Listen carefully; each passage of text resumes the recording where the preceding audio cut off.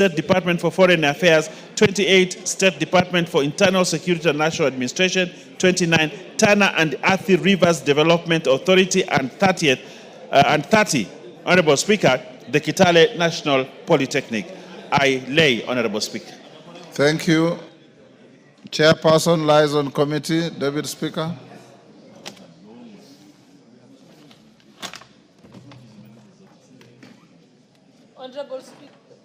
Honorable Speaker, I beg to lay the following paper on the table of the House today, Tuesday, 11th March 2025. Report of the Liaison Committee on the Budget Policy Statement for the financial year 2025-2026 and the medium term, together with a compendium of departmental committee reports on the 2025 Budget Policy Statement. Thank you, Honorable Speaker. Thank you. Next order.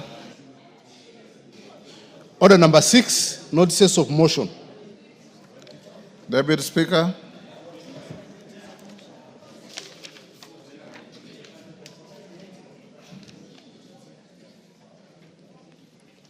Thank you, Honorable Speaker. Honorable Speaker, I wish to give a notice of motion for consideration of the budget policy statement for the financial year 2025-2026 and the medium term. That this House adopts the report of the Liaison Committee on the Budget Policy Statement for the financial year 2025-2026 and a compendium of departmental committee reports on the 2025 Budget Policy Statement laid on the table of this House on Tuesday, 11th March 2025, and pursuant to the provisions of Section 25(7) of the Public Finance Management Act, Cap 412A, and Standing Order 232(9) and 10, approves the Budget Policy Statement for the financial year 2025-2026, and secondly, makes the following financial resolutions with respect to the Budget Policy Statement. 1. The national government budget ceiling be approved at Kenya shillings 2,323,474,081. From trillion, you go to billion. No, from trillion to billion, and then to million. Okay, let me start again. I'm not used to those figures, Honorable Speaker. Allow me to take it again. 1. The national government budget ceiling be approved at Kenya shillings 2,504,704,81,480, of which the executive, and I think you'll allow me to say the numbers, executive will have Kenya shillings 2 trillion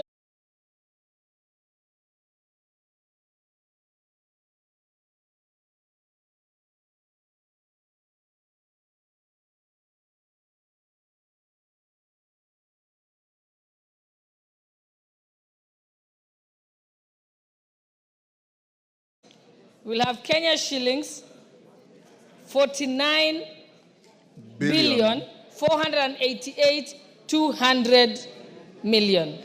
Then the judiciary shall have Kenya shillings 26 billion 749,800,000 only. And 2, the county government equitable share be approved at Kenya shillings 405 billion and 197,000 only.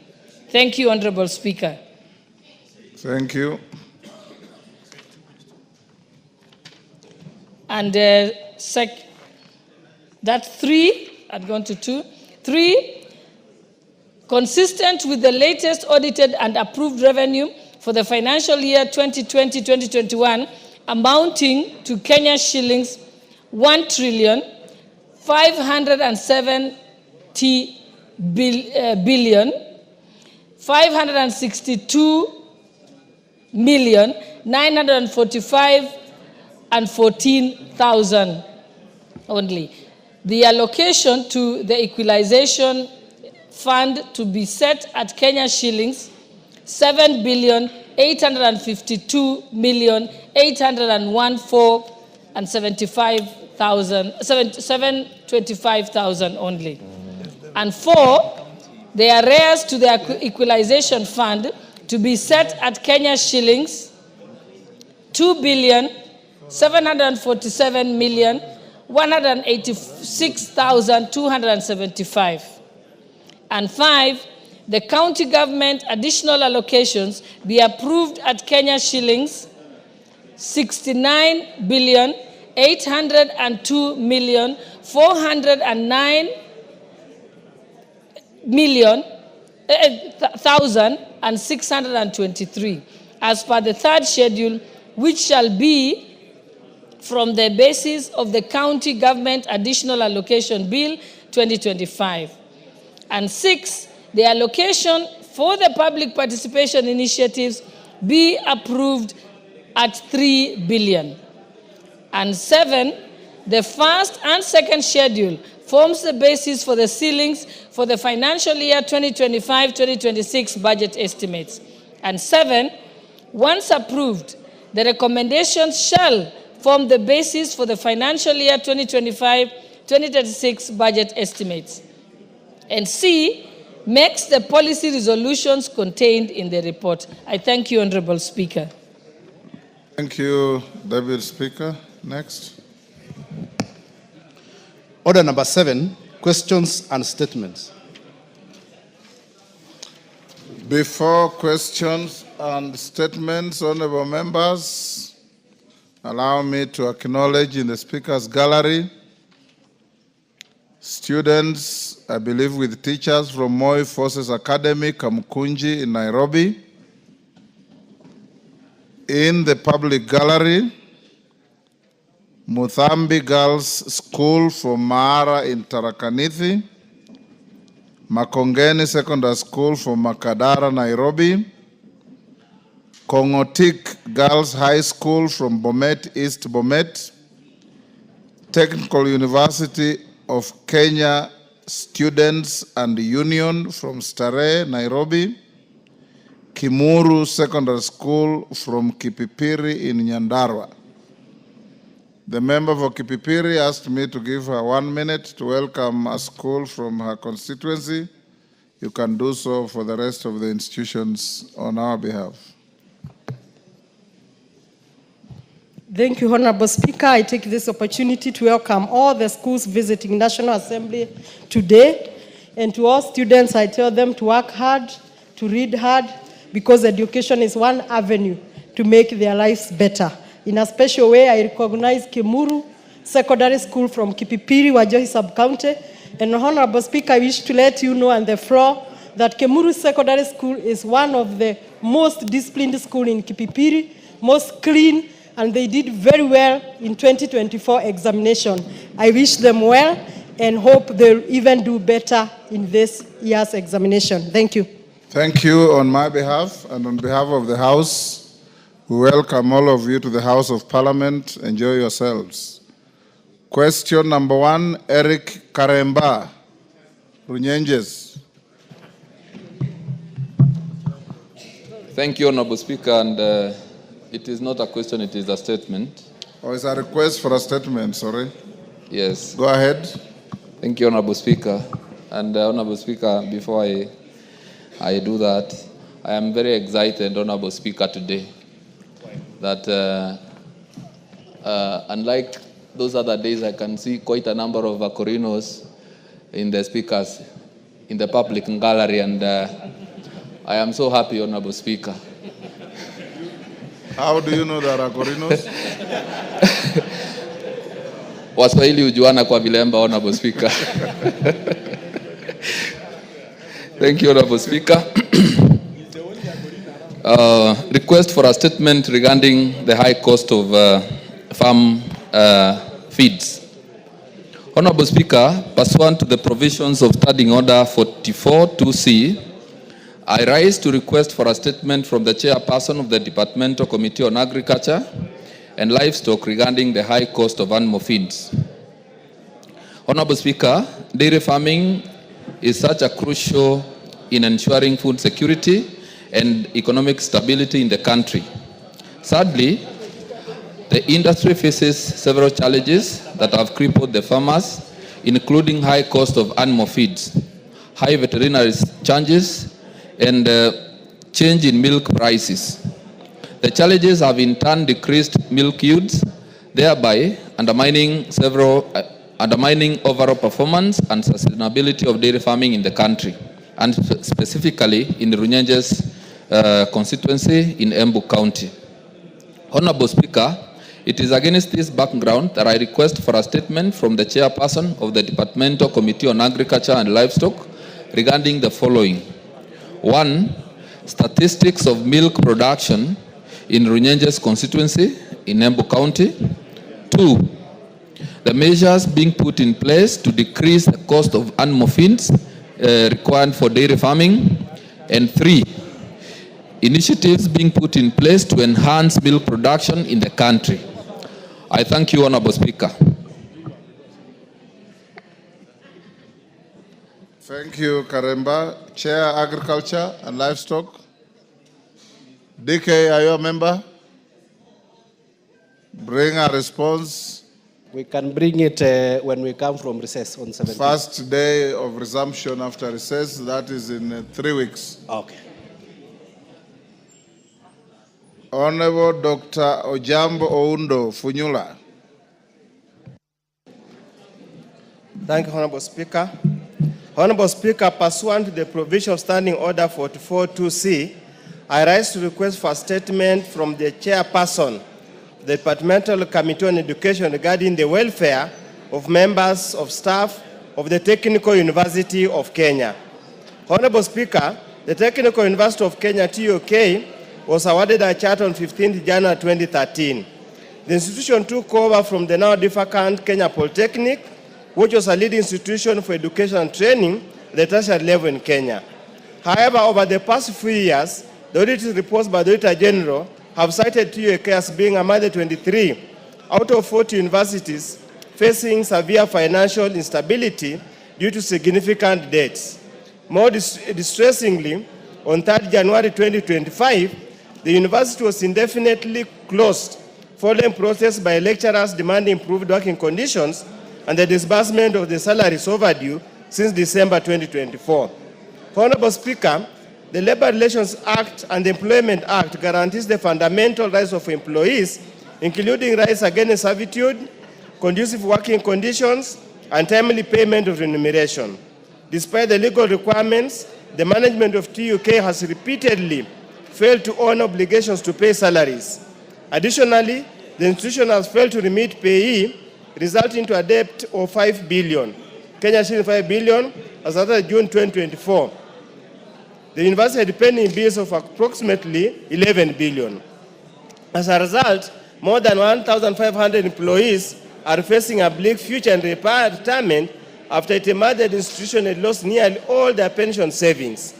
On 15 July 2024, the High Court held that the staff retirement benefit scheme was to be wound up. Therefore, the situation is becoming dire in the institution, which was once a beacon of academic excellence. Honorable Speaker, it's against this background that I request for a statement from the chairperson, the Departmental Committee on Education, on the following. Number 1, the plans put in place by the Ministry of Education to address the financial constraints faced by Technical University of Kenya, including timely payment of salaries to the staff and remittance of deductions. 2, the measures taken by the University Council and Vice Chancellor to address the issues of retirement benefits or to staff and the staff retirement benefit scheme and remittance of statutory and third-party obligations. 3, action being undertaken to compensate staff members affected in winding up the retirement scheme and measures in place to prevent a recurrence of such financial mismanagement in the future. And finally, steps being taken to reopen the institution, specifying the timelines in order to safeguard students from further interruption of the academic program. I thank you, Honorable Speaker. Thank you, Oundo. Chair, Education. Chair, Education. That is a request for statement on the welfare of members of staff of the Technical University of Kenya. Bring the response in 3 weeks. Thank you, sir. I'll Upon bring a it in resumption 2 weeks. from recess. Thank you. Honorable Joseph Gitari, Kirinyaga Central.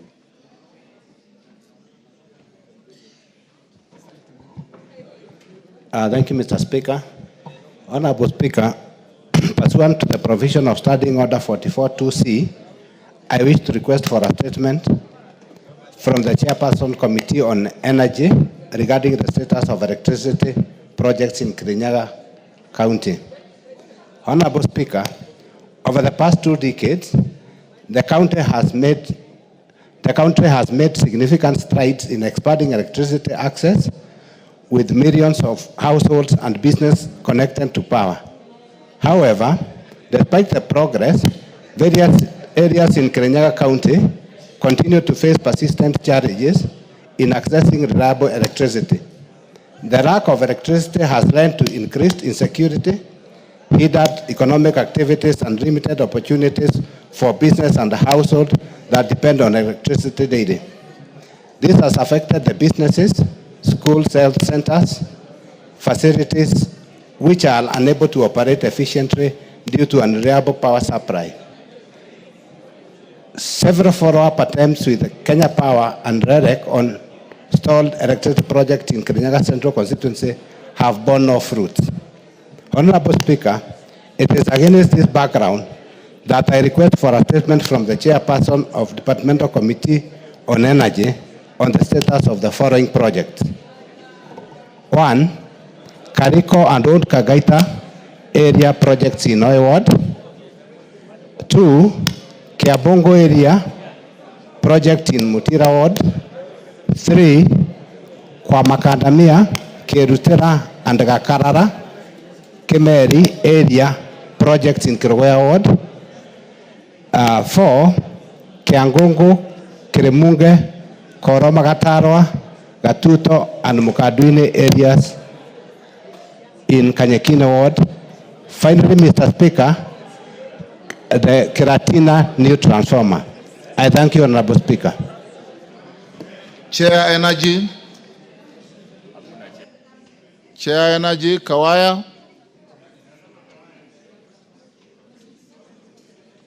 Are you still in Energy?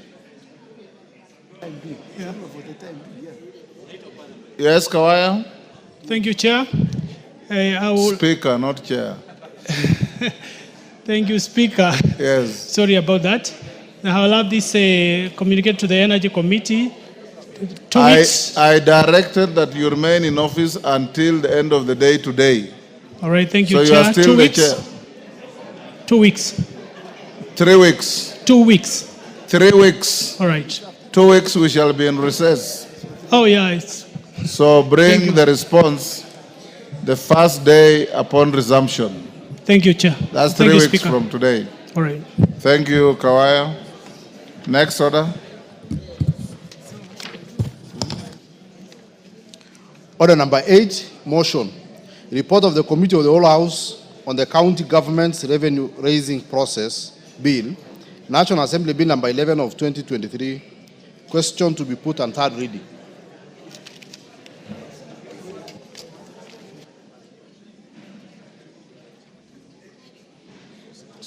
Pardon?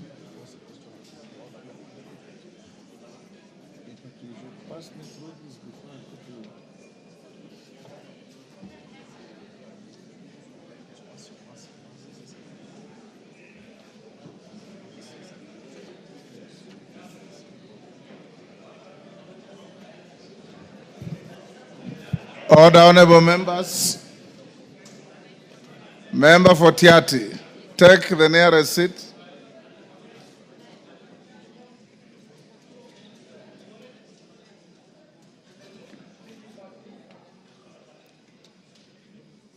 Kiborek, take your seat. Umulher, take your seat. Member for Mwea.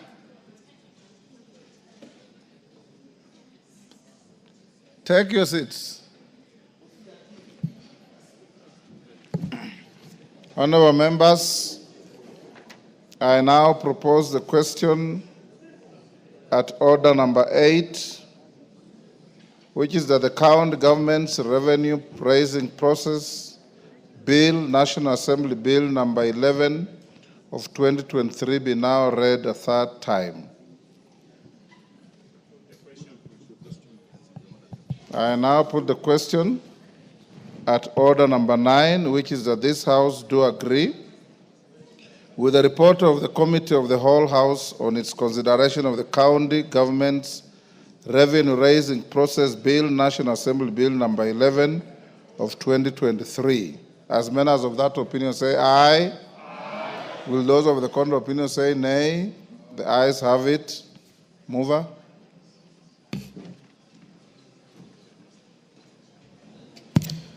Honorable Speaker, I beg to move that the county government's revenue-raising process bill, National Assembly Bill number 11 of 2023, be now read a third time, and I also request the Honorable David Ochieng to second. Honorable Speaker, I hereby second. Thank you. Thank you.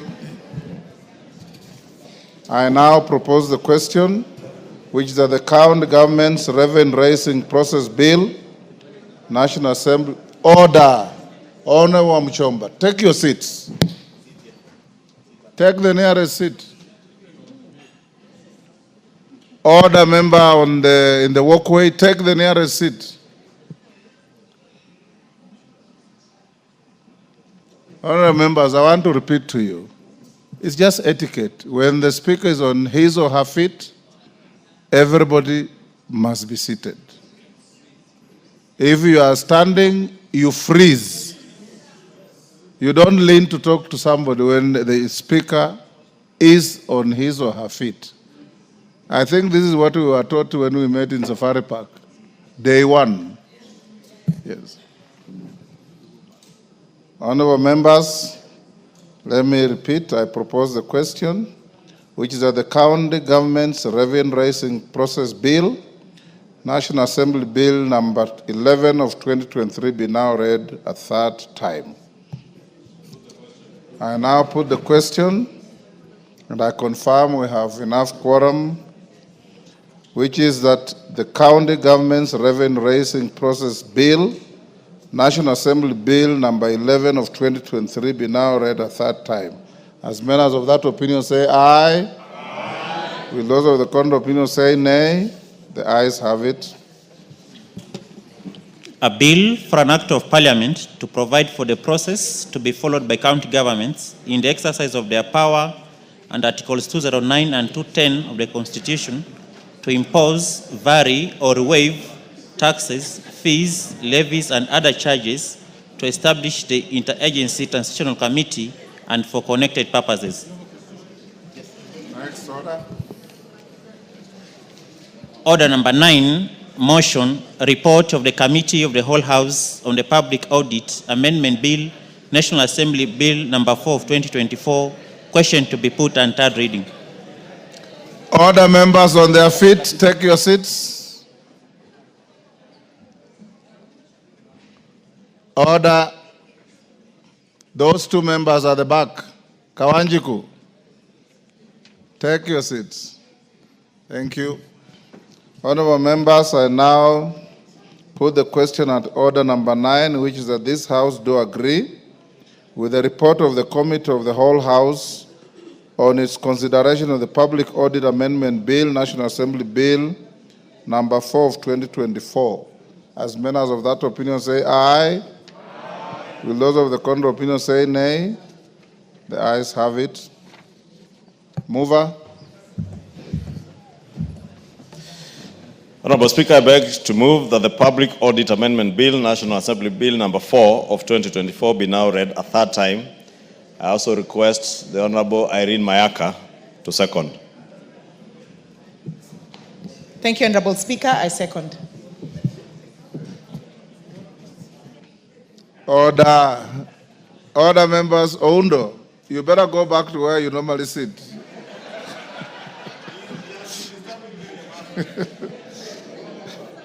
Honorable members, I now propose the question, which is that the Public Audit Amendment Bill, National Assembly Bill number 4 of 2024 be now read a third time. I now put the question at order number 9, and I confirm we have quorum in the House, which is that the Public Audit Amendment Bill, National Assembly Bill number 4 of 2024, be now read a third time. As many as of that opinion say aye. Will those of the contrary opinion say nay? The ayes have it. A bill for an act of parliament to amend the Public Audit Act 2015 and for connected purposes. Next order. Order number 10, motion, resolution to sit on other days. Majority Leader. Thank you, Honorable Speaker. Honorable Speaker, this is a short motion that pursuant to the provisions of Standing Orders 28.4 on calendar of the House and 33C, hours of meeting, this House resolves to 1, hold morning sittings on Thursday, 13th March 2025 and Friday, 14th March 2025, commencing at 10 a.m.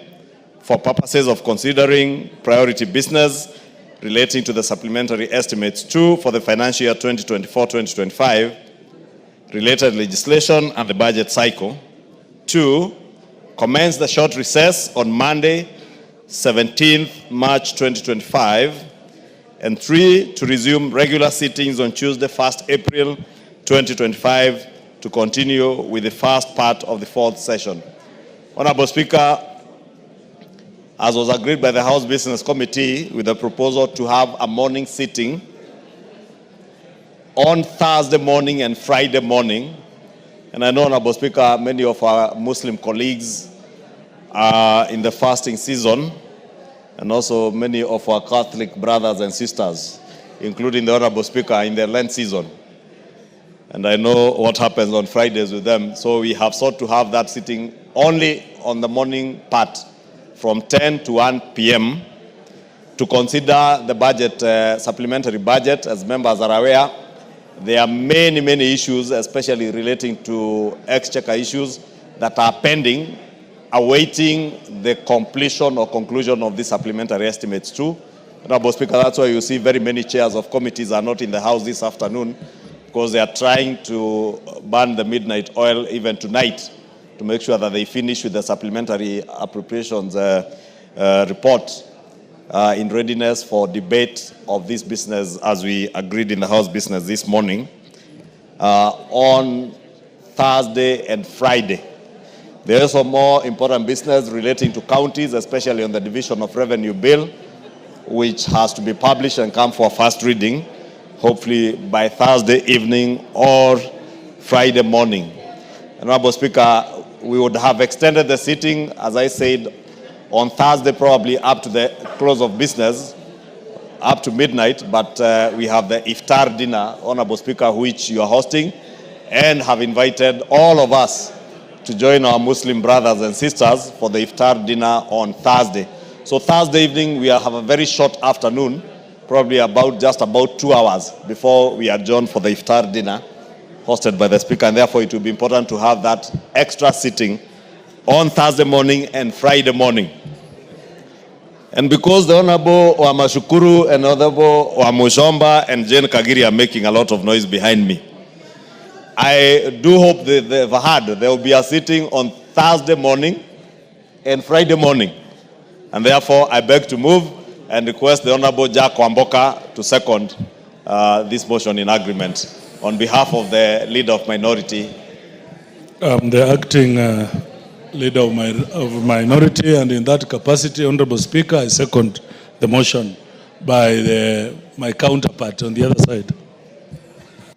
Order, members. Order. Members on their feet, take your seats.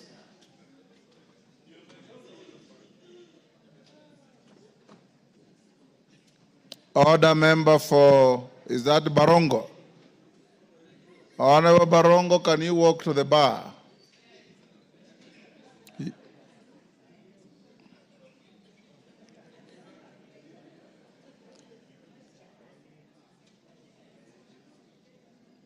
Now take the nearest seat.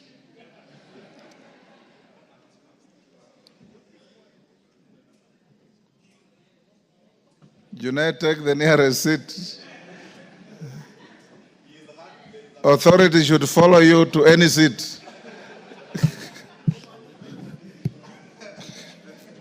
Honorable members, I now propose the question at order number 10, which is that pursuant to the provisions of Standing Orders 28(4), calendar of the House, and 33C hours of meeting, this House resolves to 1. Hold morning sittings on Thursday, 13th March 2025, and Friday, 14th March 2025, commencing 10 a.m., for purposes of considering priority business relating to supplementary estimates 2 for the financial year 2024-2025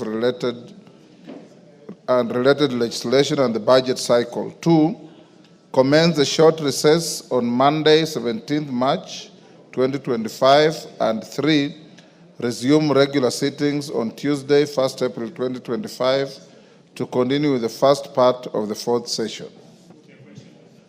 I put the question. Honorable members, I now put the question at order number 10, which is that pursuant to the provisions of Standing Orders 28(4), calendar of the House, and 33C hours of sitting, this House resolves to 1. Hold morning sittings on Thursday, 13th March 2025, and Friday, 14th March 2025, commencing at 10 a.m., for purposes of considering priority business relating to supplementary estimates 2 for the financial year 2024-25, related legislation and the budget cycle. 2, commence a short recess on Monday, 17th March 2025, and 3, resume regular sittings on Tuesday, 1st April 2025, to continue with the first part of the fourth session. As members of that opinion say aye. Will those of the contrary opinion say nay? The ayes have it. Yes, Honorable Omboko Milemba. Thank you, Honorable Speaker. I rise on a point of order that touches on also a matter that relates to the Constitution on the budget-making process. Honorable Speaker, the practice of this House has been that usually every budget processing time, there was monies that was allocated through public participation to different counties. Honorable Speaker, this chance around was a chance for Vihiga County and other 5 Honorable counties. Milemba, I've been requested by the majority leader that I stand you down. We clear the short motion at order 11, then I give you the opportunity, if you don't mind. Call order number 11. Just hold your horses. Order number 11, motion, elections in reconstituted committees. Majority Leader. Thank you, Honorable Speaker. Honorable Speaker, I beg to move that further to the resolutions of the House of 5th and 6th March 2025 regarding the reconstitution of committees, this House resolves as follows. 1, that with respect to departmental committees, where a chairperson or vice chairperson is ordinarily elected for the term of Parliament, the elections will only be undertaken for the positions of chairperson or vice chairperson, which fell vacant as a result of the recent reconstitution of committees, being the following. A, chairpersons for the departmental committees on energy, environment and forestry and mining, health, labor, and trade, industry and cooperatives, and B, the vice chairpersons for the departmental committees on education, lands, regional development, and tourism and wildlife. And 2, that with respect to all other select committees which were reconstituted pursuant to the standing orders and whose leadership also lapsed at the commencement of this session, elections for all chairpersons and vice chairpersons will be undertaken for the respective vacant positions as per the schedule circulated by the clerk on the 6th of March 2025. Honorable Speaker, the import of this motion is to allow the House to elect chairs and vice chairs for the 18 committees, select committees whose term had lapsed. And therefore, since the term had lapsed, they had no chairs and vice chairs, and they are naturally going to hold elections to elect their chairs and vice chairs. 2 is to limit our elections of departmental committees to only the chairs and vice chairs who were affected by the reconstitution of committees, because they are chairs, for instance, of the Committee of Forestry, Energy, Trade, Industry and Cooperatives, whose chairs were able to be moved from one committee to the other, and therefore those committees do not have substantive chairs. The same with the departmental committees on tourism and wildlife, regional development, education and lands. The vice chairs again were moved, and therefore they will be expected to hold elections for those vice chairs. And the import of that for all the other chairs is that, and vice chairs, is that we shall not have elections for all the other chairs and vice chairs. Honorable Speaker, I heard you asking the Honorable Udo to go back to his usual seat. And it is only Honorable Udo and members of the Public Accounts Committee who would understand why the Honorable Udo had to move from one point to the other, because I have seen his form somewhere. And there's a lot of lobbying, jostling for these positions. Therefore, we want to make sure that for orderly conduct of business, because we're also in a very important season, the budget making process, for instance, as I mentioned today, the liaison committee that has all chairs is sitting now, even as we sit here. And therefore, we do not want to disrupt them with elections, and they have a lot of work ongoing, Honorable Speaker. And therefore, beg to move, as we agreed in the House Business Committee, to this motion that we move. I beg to move and request the Leader of Minority, the Honorable Junet Mohammed, to second in agreement. Honorable Junet, disband that Kamkunji and... I know the Honorable Katan. I was asking the Leader of Minority to second, and the Honorable Katana is distracting him. And you know, before the Honorable Junet walked in, and I know he was in a meeting in his office with the members of his coalition, the Honorable Amboka was seated where he seated. And when I requested him to second on behalf of the Leader of Minority, he purported to be the acting Leader of Minority. And that is why you saw the Honorable Junet walking very fast, because there cannot be an acting Leader of Minority. The Leader of Minority is present, and I invite him to second this motion in agreement. Thank you. Thank you, Mr. Speaker. I stand to second the motion as moved by the Majority Leader. Having said, Mr. Speaker, I'm shocked that Honorable Wamboka was masquerading as a Minority Leader, Mr. Speaker, in the House, Mr. Speaker, in my absence. Mr. Speaker, that is very dangerous and bad manners, Mr. Speaker. It's treasonous, Mr. Speaker, because this is the man who has just come to Parliament the other day. I was showing him where washrooms are, where, food is taken. Mr. Speaker, I've taken him around everywhere, but now he's masquerading. Mr. Speaker, I'm really shocked, but I will deal with him in accordance with the standing orders. Mr. Speaker. Mr. Speaker, I start to second, and what the Majority Leader has moved is that, there are committees that their term has lapsed. The select committees, budget committee, Pact, and other things.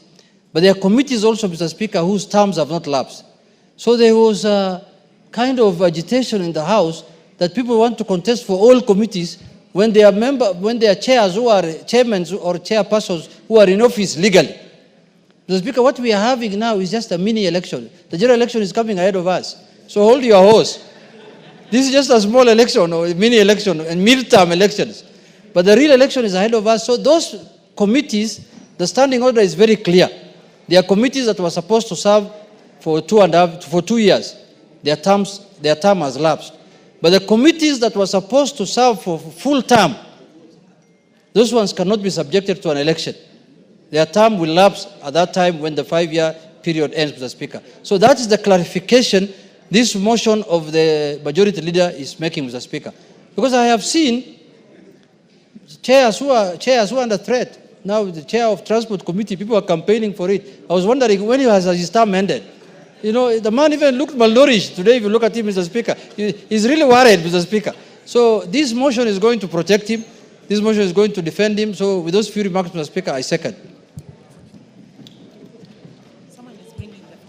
Honorable members, I now propose the question at order number 11, which is that further, the resolutions of the House of 5th and 6th March 2025 regarding the reconstitution of committees, this House resolves as follows. 1, that with respect to departmental committees where a chairperson or vice chairperson is ordinarily elected for the term of Parliament, the elections will only be undertaken for the positions of chairperson or vice chairperson which fell vacant as a result of the recent reconstitution of committees, being the following. A, chairpersons for the departmental committees on energy, environment, forestry and mining, health, labor, trade, industry and cooperatives, and B, vice chairpersons for the departmental committees on education, lands, regional development, and tourism and wildlife.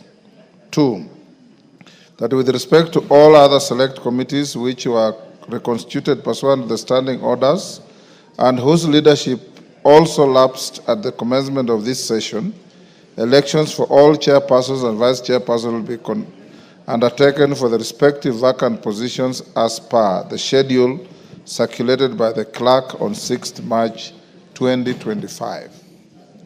I put the question. Honorable members, I now put the question and order number 11, which is that further the resolutions of the House of 5th and 6th March 2025 regarding the reconstitution of committees, this House resolves as follows. 1, that with respect to departmental committees where a chairperson or vice chairperson is ordinarily elected for the term of Parliament, the elections will only be undertaken for the positions of chairperson or vice chairperson which fell vacant as a result of the recent reconstitution of committees, being the following. A, chairpersons for the departmental committees on energy, environment, forestry and mining, health, labor, trade, industry and cooperatives, and B, vice chairpersons for the departmental committees on education, lands, regional development, tourism and wildlife. And 2, that with respect to all other select committees which were reconstituted pursuant to the standing orders and whose leadership also lapsed at the commencement of this session, elections for all chairpersons and vice chairpersons will be undertaken for the respective vacant positions as per the schedule circulated by the clerk on 6th March 2025. As many as of that opinion say aye. Aye. Will those of the contrary opinion say nay? The ayes have it. Next. Now, Milemba. Honorable Speaker. You can start afresh. I will come in a different style now, Honorable Speaker. Matters related to budget making are expressly documented in the Constitution.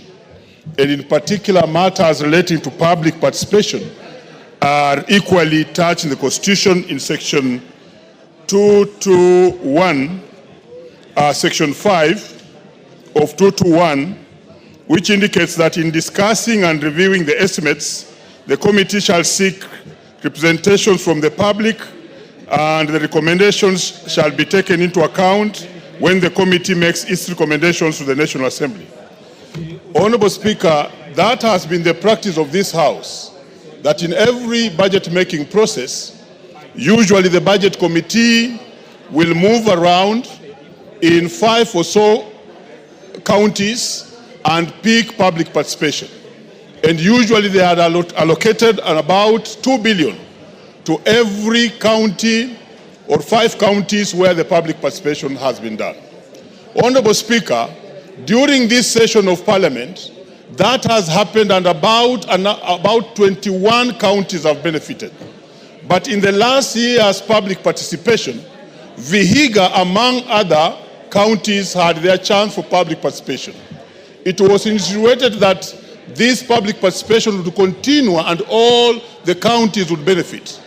But following what happened in the budget committee, and possibly that's why we have changed, or you are changing the leadership of the budget committee, which misused the clause of public participation and actually abused it by increasing that figure from 2 billion to over hundreds of billions, a guillotine, Honorable Speaker, was placed on public participation, and which has disadvantaged Vihiga as a county plus other counties, which if they are here, they should speak on this. And the monies that otherwise were put in public participation genuinely, not these other monies that is an addition that is not known where it's going to, where you will find that one constituency is having monies up to 1 billion for public participation. No, Honorable Speaker, that was not part of the real public participation that was instrumented in the Constitution.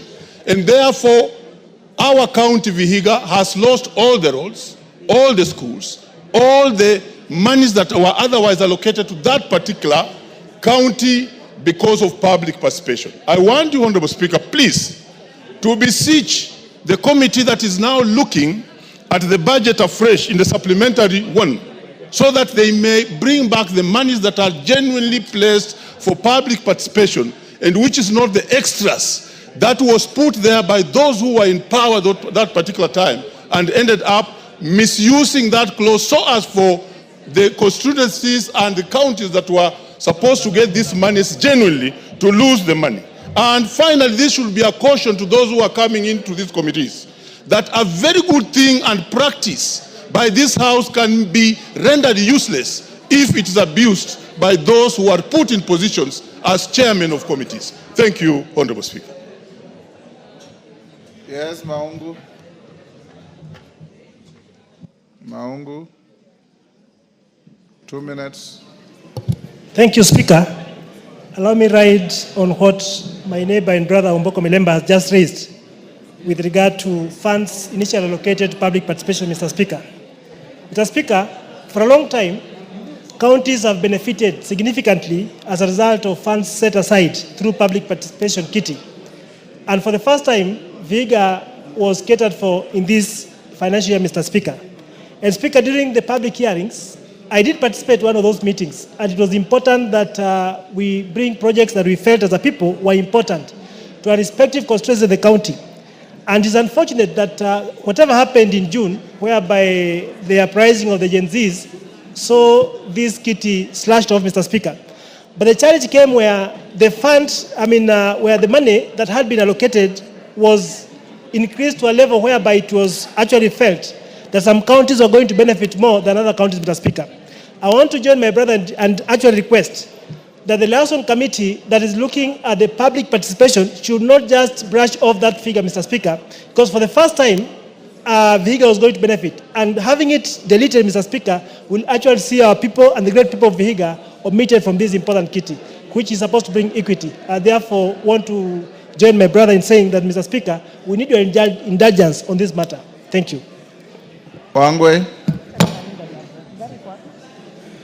Thank you, Honorable Speaker. Honorable Speaker, within the reading of the Constitution, Article 221, as read to us by the Honorable Omboko Milemba, this will also disadvantage Kakamega as a county, Honorable Speaker.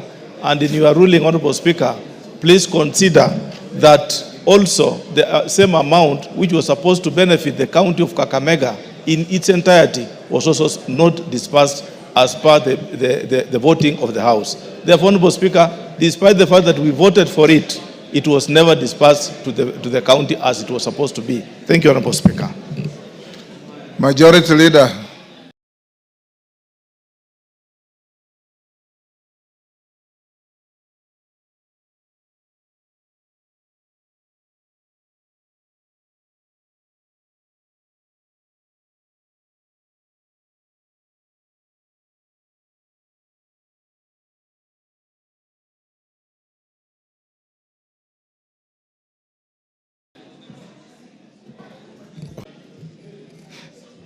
Try and maintain order in the House. This is your own House. You don't have to be called upon by the Speaker to maintain order. And I want to repeat, those who want to have conversations, we have a beautiful lounge out there near the reception. I have also allowed you to use the Speaker's recess room behind the chair. for you to have conversations as you wish. Let's have some decorum in the House at least, so that those who are on their feet can be heard and those who are seated can listen. I know many members here who are interested in listening to what is going on. I also know a few who are not interested in whatever is going on in the House. Let's focus on the business of the House. Majority Leader. Thank you, Honorable Speaker. I hope I will be speaking to those who are interested in the business of the House. And you know, Honorable Speaker, it's true what you said, because the business of this House is the business of the people who have given us the greatest honor above very many other people to come and represent them in the National Assembly. And the issues you hear the Honorable Omboko raise are indeed pertinent issues in line with Article 201 of our Constitution on the cardinal place public participation should play in all our legislative processes and even decisions in the executive. Therefore, Honorable Speaker, I want to agree with the Honorable Omboko. It is true the public participation process in the budget making process has been abused, grossly abused. And as Honorable Omboko says, that is why you find in a situation where 2 billion shillings was set aside for public participation, those who sat in the budget committee found it prudent or imprudent, whatever the case may be, to put an additional 10 billion shillings. But what is more worrying, Honorable Speaker, is that if the entire 12 billion shillings went to the counties that were slated in for the public participation exercise, then there will be no problem. The problem has come because it is people who have vested interest in those committees where they sit in that then use that opportunity to put projects in their own constituencies and counties far from what was intended by the public participation, Honorable Speaker. And I say this with immense respect to those who sit in the Budget and Appropriations Committee, because it is a committee that I have chaired before in this House. And the tradition that we had set right from the 11th Parliament when the new Constitution came into being is that money would be set aside for public participation, and over a period of 4 years, we would cover all counties in the country. And it is sad that some counties like Vihiga and the other 10 counties that were slated for benefit of these monies now lose out because of what is otherwise bad manners by ourselves, those who sat in the Budget and Appropriations Committee. And I say this, Speaker, because we have now reconstituted a new Budget and Appropriations Committee. Let me be on record, it will not be business as usual. This House will not sit back and allow members who sit in the Budget and Appropriations Committee to use the position they hold in that committee to appropriate money to only their constituencies at the expense of other Kenyans. Because all these 349 members come here to represent people. They come here to seek and lobby for resources to go back to their people. That is why the people of Vihiga are crying today. It is sad that you would find in a county that was to benefit from public participation, a national polytechnic in a county that was slated to benefit for public participation, getting a meager 10 million shillings, whereas in another county where a member in the Budget and Appropriations Committee sits in, a national polytechnic gets 250 million shillings. It is immoral. It is unethical and very unprofessional of us who sit in those committees. And I say it will not be business as usual because we have agreed as the House leadership, both in the majority and the minority party, that those who get the opportunity to sit in whichever committee you sit in that committee to ensure that there is equitable allocation and share of resources across the country. And we will make sure that that happens. I therefore wanted to urge the Honorable Omboko and the other members who are affected. I will engage with the National Treasury to ensure that those counties do not lose on account of the actions of the former Committee of Budget and Appropriations, so that within the next financial year, because they are now preparing the estimates for the next financial year, we factor in those counties that should have benefited this year and those that ought to benefit next year. But let this serve as a warning bell to the new committee. I know the committees are slated to hold their elections tomorrow. Whoever you elect in those committees, especially the Budget and Appropriations Committee, because it is one of the 18 committees whose mandate lapsed, and there are new members in that committee. An opportunity to serve in the Budget and Appropriations Committee of this House is not an opportunity to enrich yourself. It is not an opportunity to allocate resources to your constituency or your county or to those who you think are your friends above others. You must ensure, as members of that committee, there is equitable and fair distribution of resources, not just those in public participation. The reason why the Budget and Appropriations Committee has been elevated in our standing orders to be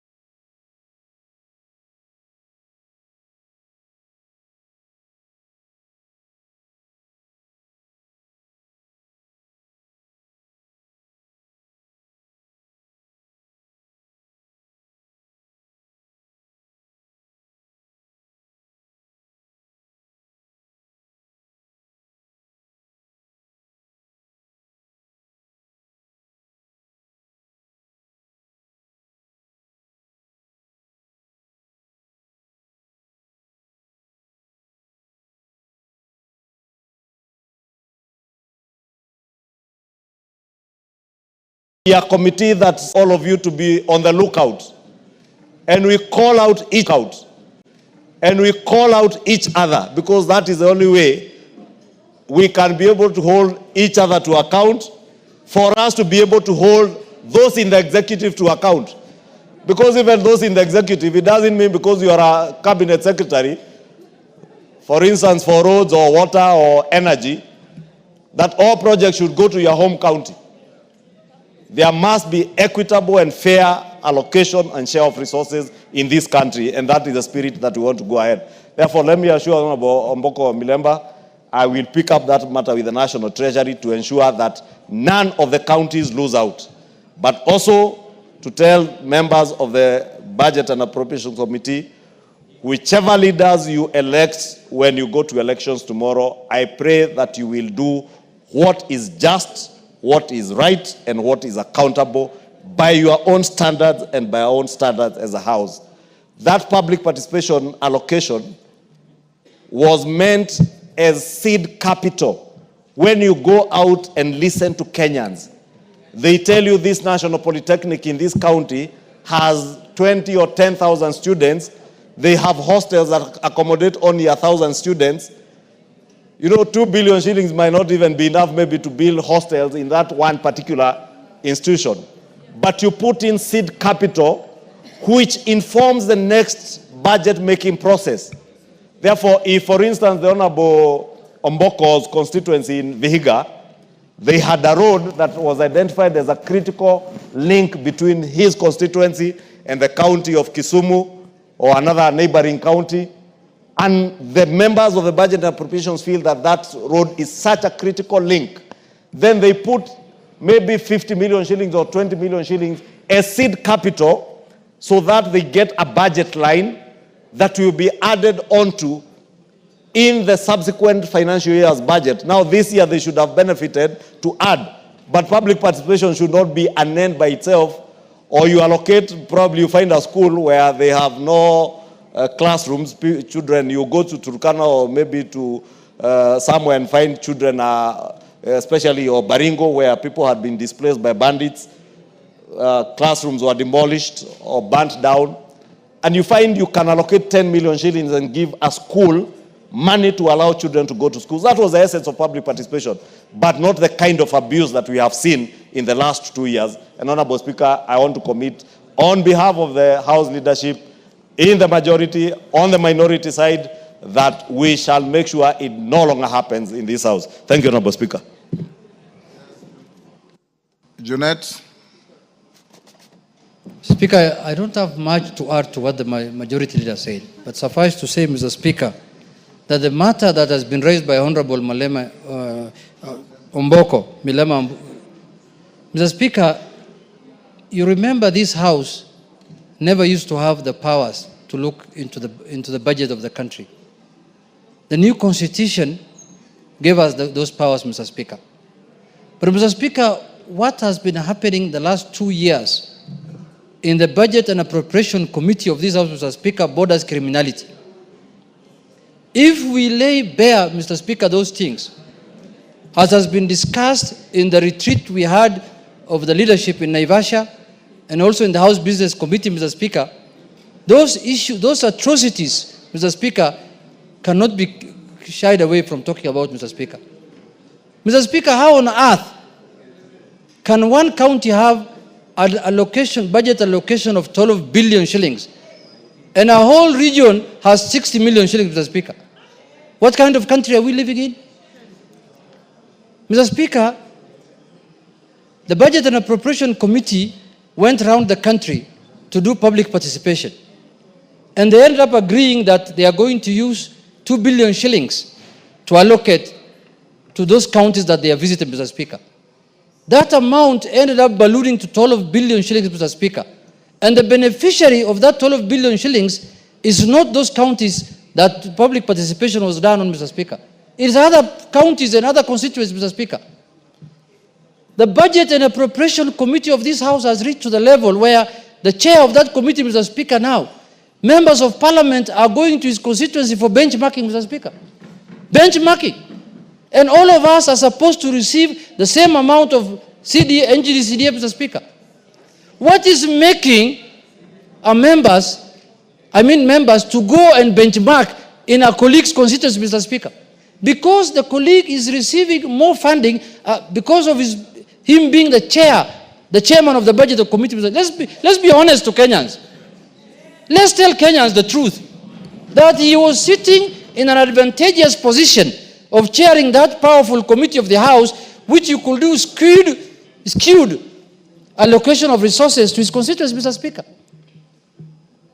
Otherwise, which member of parliament here can afford through his NGCDF to build classrooms, plaster them, put windows, put roof, put tiles in the classroom, cabros in the...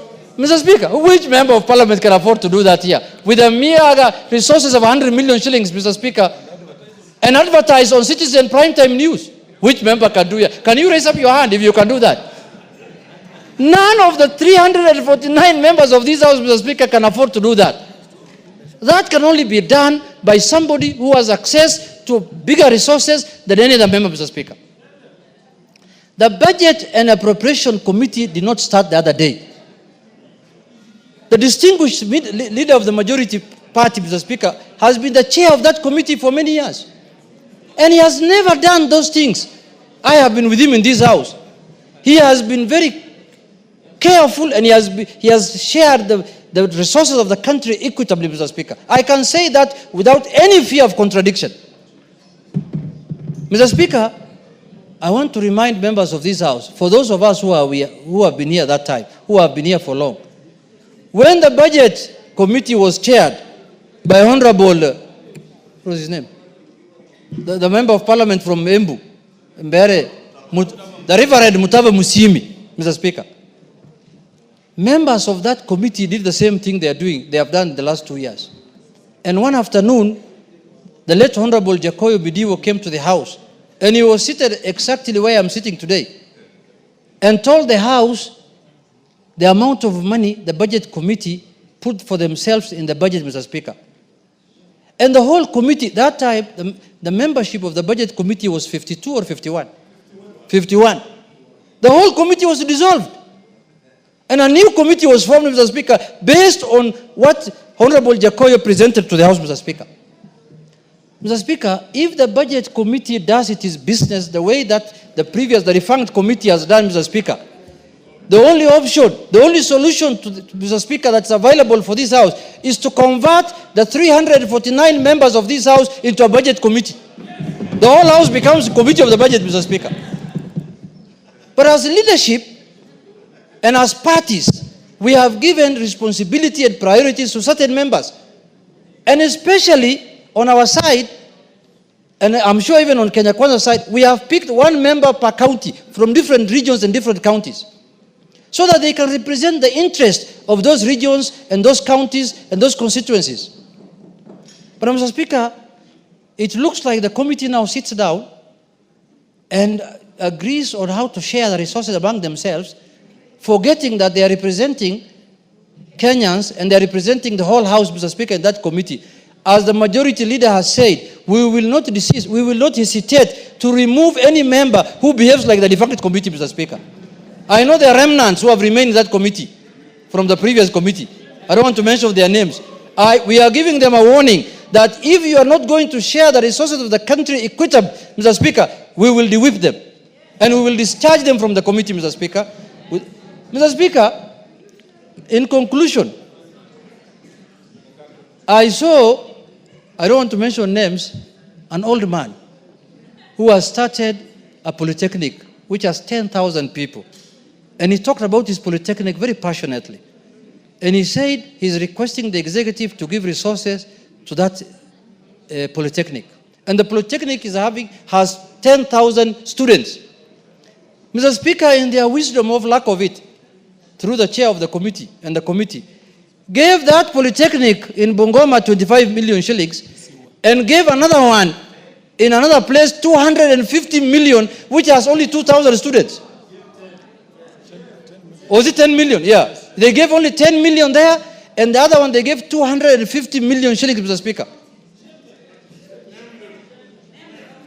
We are going to name them. Mr. Speaker, we will not allow, because this is the House that takes care of the interest of the people, of what is concerned to the people, is discussed here, Mr. Speaker. And this matter of skewed distribution of resources, Mr. Speaker, look at what's happening in the road sector, Mr. Speaker. It's shameful. In the road sector, Mr. Speaker, there are counties that have not seen any cent to tarmac any road, Mr. Speaker. And there are counties that have been having money every year, every month to tarmac certain roads. In fact, very soon, if we continue like this in the next 5 years, there are counties that will donate tarmac roads to others. They will say, take this tarmac and put it somewhere in your county. You can return it back after 2 years. Just use it for 2 years. Because they don't know where to put it actually. Mr. Speaker, I support the majority leader. This country can only prosper. This country can only go far if, as the representatives of the people, we become equitable in sharing our resources, Mr. Speaker. And that is why the Constitution gave us a mandate to look. Otherwise, the Treasury should bring a budget here and we just approve it as they have done. Because the previous Treasury, the previous Ministry of Finance under the previous regimes used to do very dangerous things in terms of sharing of resources of the country. That is why the new Constitution and the framers of this Constitution felt it fit to bring that mandate to the House. And now we want to allow that mandate to be abused in the House, Mr. Speaker. That will not happen. It will not happen over our dead body. With those few remarks, Mr. Speaker, I tell Honorable Melemba, we will stand with you and we will make sure the people of Vihiga get their rightful share of the budget. Thank you, Mr. Speaker. Thank you, members. Your leaders have spoken. I just want to advise the House that the Holy Book says, for everything you do to others, expect it to be done to you. For everything you do to others, expect it to be done to you. If you feel it's happy and fair, then it is good. And this constitution, like Ichungwa said without referring to it, the centrality of this new constitution is equity, fairness, and justice. And for all of you who have been given the privilege to serve in committees, you are public trustees. You don't represent yourselves. You represent the country. Because if members of a committee of privilege only work for themselves, how will a member who serves on the library committee ever do anything for their constituencies?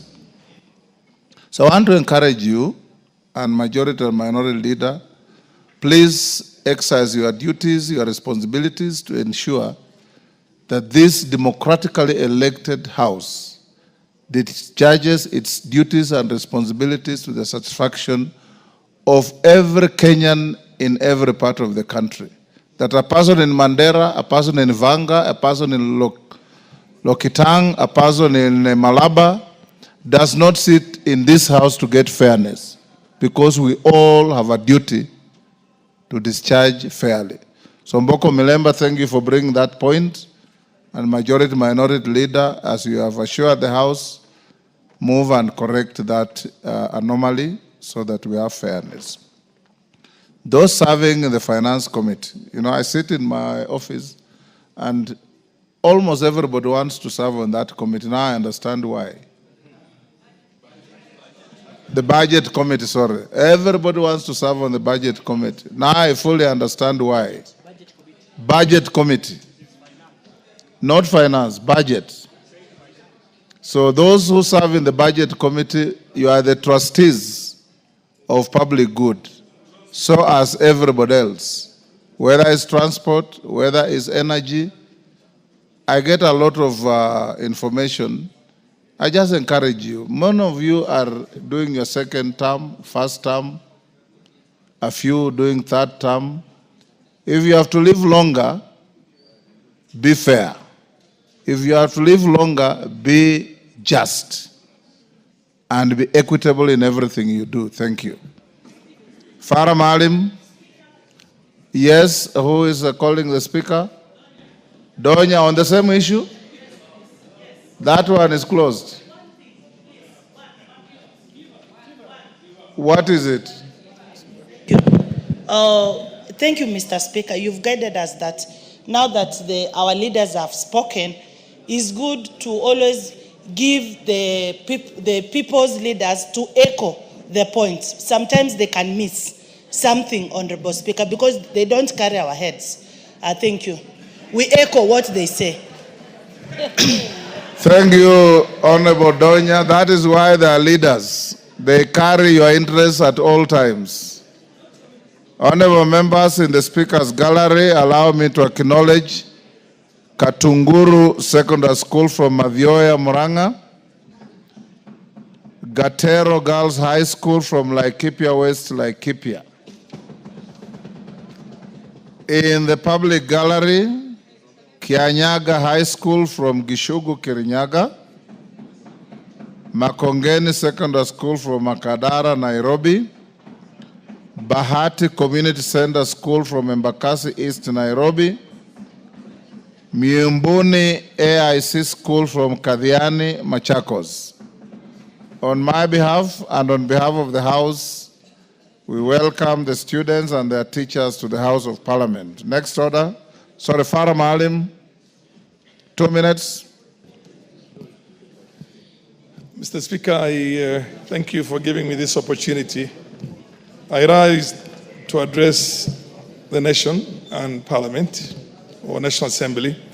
Mr. Speaker, after the defunding of all UN organizations by the Trump administration, I am an MP in an area where we host 2 refugee camps, the Dadaab refugee camp or the Dadaab complex and Hagadera. Mr. Speaker, it is so dire in the refugee camps right now in this month of Ramadan that the refugees are getting less than 20% of the ration they used to get before. So we have a disaster. We have a famine in the refugee camps. We have starvation in the refugee camps. I'm calling on the government, our own government, good government, and all other well-wishers in this case, businessmen and individuals, to help the refugees who are in our country today so that they are able to get a balanced diet in this month of Ramadan. Mr. Speaker, I particularly call upon the Department of Special Programs to deal with this thing. Otherwise, we are watching starvation in the eyes. Even water, even basic medical services, all those UN agencies that have been defunded are not executing the programs or the specialities that they used to execute before, particularly a body like the World Food Program. So, Mr. Speaker, I call upon all our government and all other governments also to come to the assistance of the 600,000 refugees that we have in the Dab complex and an additional almost 200,000 refugees in Kakuma complex. Thank you, Mr. Speaker. Thank you, Honorable Farah Maalim. Majority Leader has heard. He will communicate to the national government. Next order. Order number 12, the County Government's Additional Allocation Bill, National Assembly Bill number 2 of 2025, second reading. Majority Leader.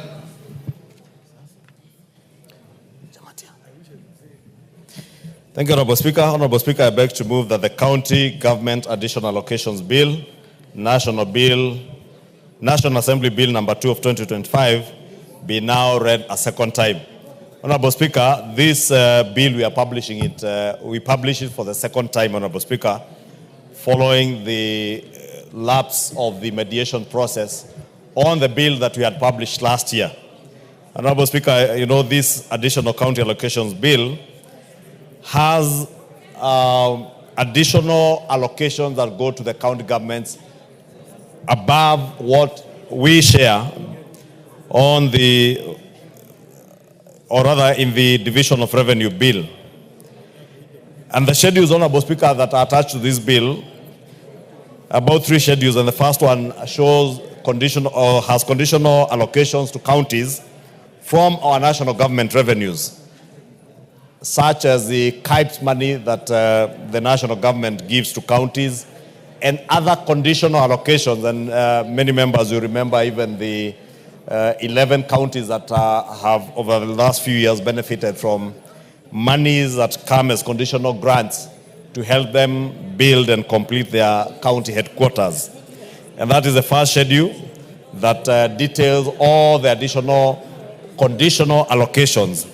Then there is a second schedule, Honorable Speaker, that has unconditional allocations to counties from especially monies that come from court fines collected by the judiciary, from contraventions of the county government's legislations, because, Honorable Speaker, many people are taken to court and levied fines and penalties for having contravened county government legislative proposals or legislations or bylaws in our towns and elsewhere, Honorable Speaker. And this money is then shared between the judiciary and our county governments, since it is their laws that were contravened. And those now come as unconditional allocations. The third schedule contains conditional allocations from proceeds of loans and grants from development partners. Honorable Speaker, many of these loans and grants touch on very sensitive areas of our national resources management. And if you look at the schedule, Honorable Speaker, you see money from IDA on water and sanitation that touch on healthcare. You see money that goes to the Kenya Urban Support Program on urban development grants, grants that have transformed in a great manner many of our towns, including my own town in Kikuyu. Kikuyu town was transformed through allocations by the World Bank program under the Kenya Urban Support Program. There is a KISIP, the Kenya Informal Settlement Improvement Project, that has benefited many people, especially those in urban areas where there are informal settlements. And they have benefited immensely from these allocations, Honorable Speaker.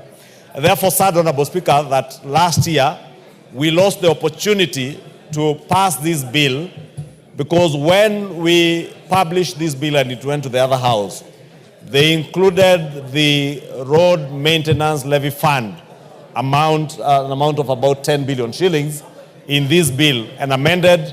And when we disagreed with them, Honorable Speaker, we went into a mediation process that then lapsed at the end of the last financial year. The import of that lapse, Honorable Speaker, is that our counties continue to lose.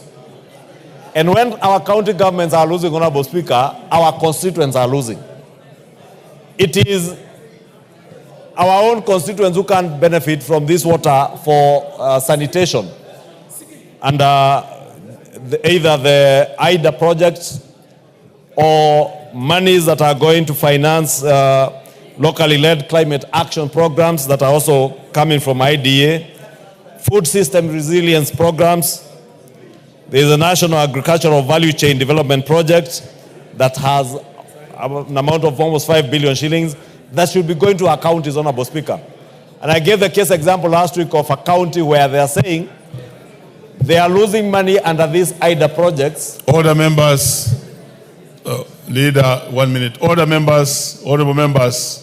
Order. Order, Honorable Soro and team. Please. Order there. Honorable Wangwe.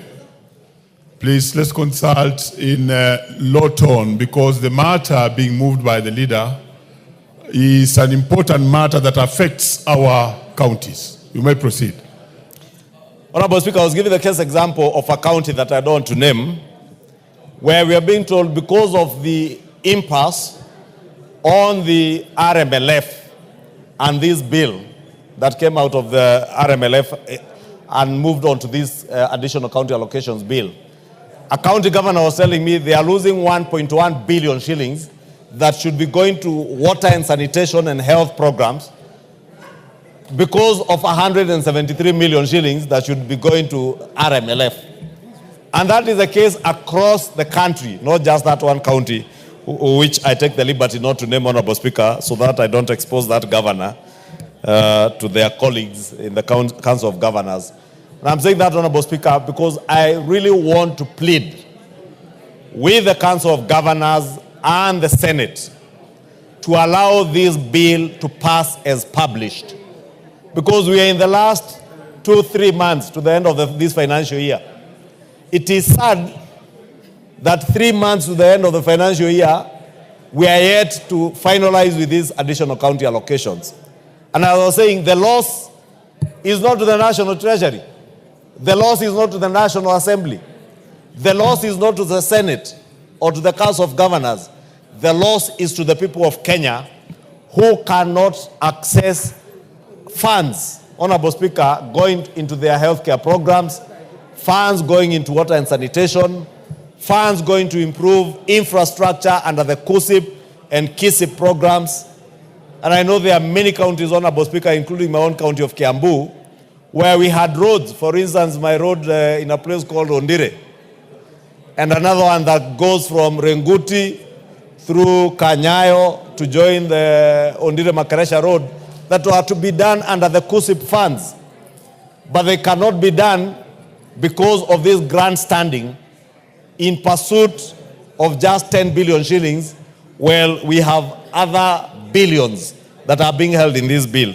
And therefore want to implore on the Senate and our Council of Governors to allow this bill to be approved by this House and the other House to give them additional allocations over and above the division of revenue. We'll be publishing before the end of this week the division of revenue bill for the financial year 2025-2026. But how sad that we are publishing another division of revenue bill and subsequently another additional allocations bill for the next financial year, where we are here to finalize with the one for this current financial year. Therefore, I want to urge members to support and plead with the other House not to wait for this bill to go to them and they amend to bring in again the RMLF funds, because they know the challenge that is the RMLF or the fuel levy funds. They know the challenge that they will encounter in this House. And therefore, it is punishing counties and punishing our own constituents if they disagree. And therefore, as I move, I want to request that the other House, that when we approve this bill, and I do hope that we'll be able to approve it, hopefully before we proceed on the short recess or immediately after, that we allow counties, Honorable Speaker, to access these monies. If I look through this bill, Honorable Speaker, I see a total of especially on the county aggregation industrial parks. And I saw His Excellency the President inspecting the one in Busia. And beautiful work ongoing. Many other counties, including the county of Kiambu, Kirinyaga, Kwale, Machakos, Meru, Migori, Mombasa, Murang'a, Nakuru, Nandi, Nyamira, Siaya, Trans Nzoia, Uasin Gishu. They ought to be benefiting, plus many others, at least 19 counties. Each county is slated to receive 105.3 million for the county aggregation and industrial parks. These county aggregation and industrial parks are not just creating opportunities for our farmers and our business people to get a place where they can carry on their trade, but it's also creating opportunities, employment opportunities for people in our counties, Honorable Speaker. Therefore, every minute that we lose, we are losing job opportunities.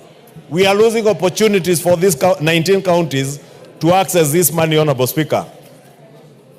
If you look at the community health promoters money, Honorable Speaker, it's also in this bill.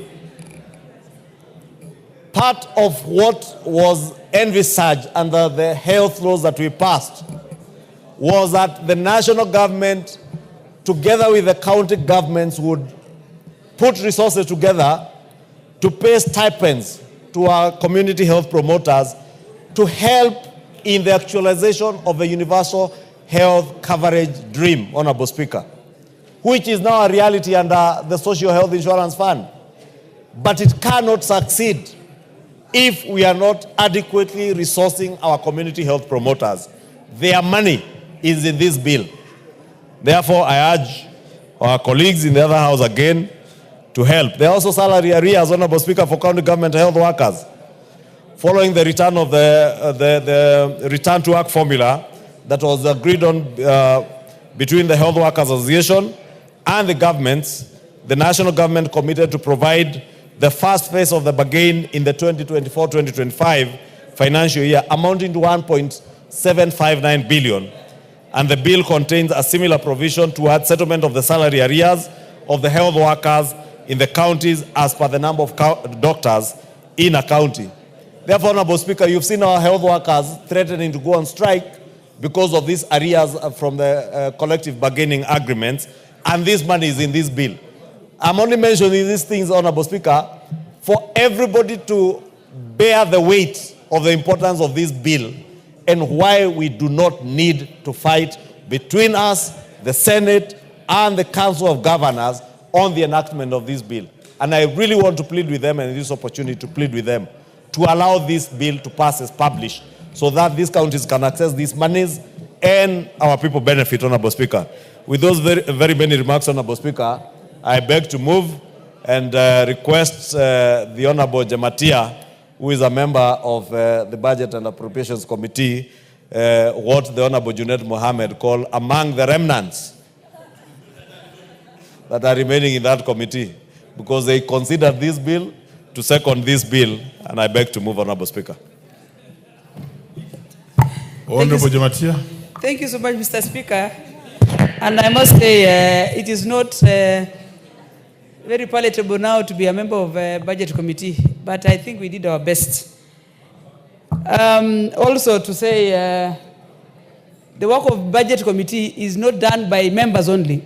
It is done by departmental and all of us. Honorable Jematia, you are getting out of order. Thank you. Proceed to second. And as I second this bill, which is very timely, Mr. Speaker, I also want to reiterate what the leader of majority have told us, that it is key that we pass this bill at this time because it's a very timely bill.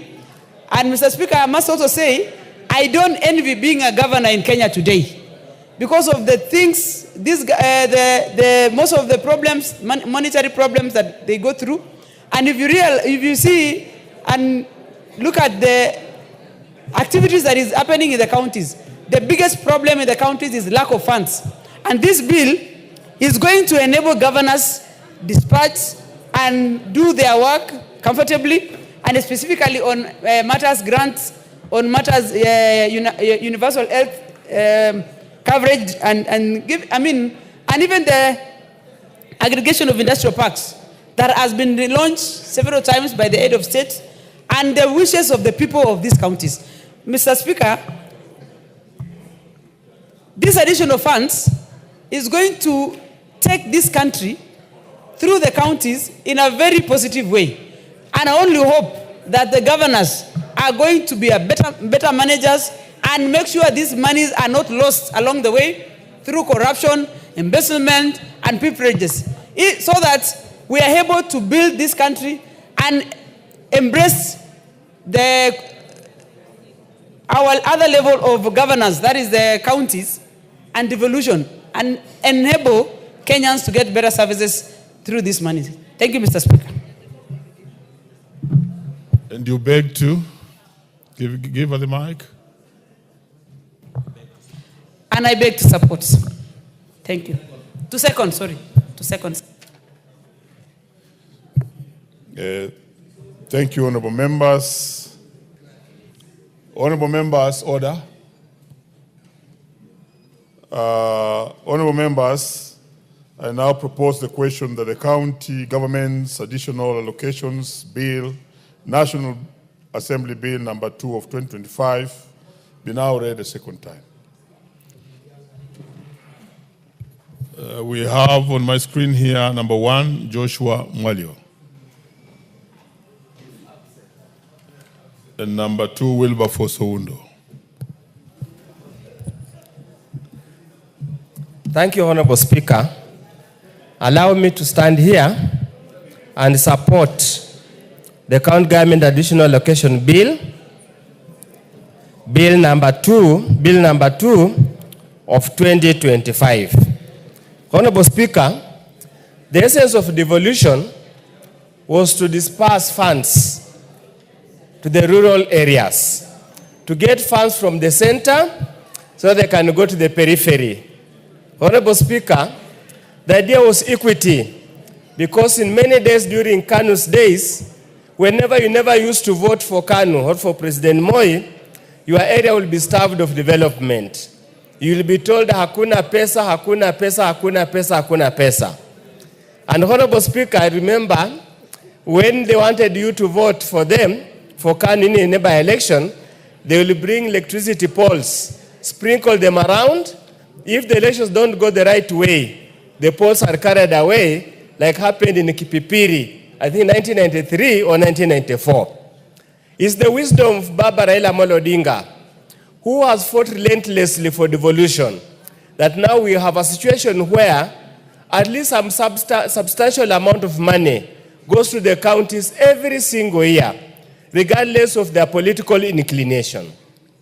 And for this, all Kenyans will be forever be grateful to the magnanimity, resiliency, and the ability to struggle for the common people of Kenya in the name of Raila Amolo Odinga. Honorable Speaker, when we undertook the new constitution of 2010, it obviously became at every budgeting point there are residual funds that remain in the national government. And that residual funds, it therefore means they must be disbursed to the counties. It's the wisdom of this House that we came up that we have an annual additional county allocation bill each year to look at the services that ought to be devolved, that have retained to the national level, to look at what are areas of collaboration, so that as we collaborate between the national level and the county government, then funds follow functions. It's on that score, Honorable Speaker, that we are here today. Honorable Speaker, in totality, Honorable Speaker, the county governments are getting a substantial amount of money in additional allocation, and this, Honorable Speaker, goes towards, first of all, CAIP, that's County Aggregation Industrial Park. There's go to community health promoters. We go to basic salary arrears for county health workers. Honorable Speaker, we go to the issue of court fines that are also being given to the counties. Honorable Speaker, we go to the loans and grants that are also being given to the counties and shared and guaranteed by the national government. What are we saying, Honorable Speaker? We are saying, in addition to the equitable share, they are going to get 410. There is additional funds. Honorable Speaker, unfortunately, we are only 3 weeks or 3 months to the end of the financial year. We are here where we are because of the intransigent behavior of the Senate and the big-headed behavior of the Council of Governors. If we had resolved this thing much, much earlier, the funds will be ready in the counties to undertake the relevant functions. Honorable Speaker, we like it or not, between now and the end of the year, financial year, it's very unlikely, Honorable Speaker, that a number of these funds, this allocation meant for fiscal projects will be absorbed. Very unlikely. The 10 billion or so, 10 billion or so, is unlikely to be absorbed. What the governors will do, will pack the money in their accounts. As the control of budgets always says, they have a spent amount of money. So, Honorable Speaker, we do expect by the end of, once the disbursement has gone through, once Senate has passed as it is, and the disbursement have gone through, Honorable Speaker, we expect our health workers, the community health promoters, ought to be paid their salary arrears that some have been running for several months. Because that's the anchor of universal health care.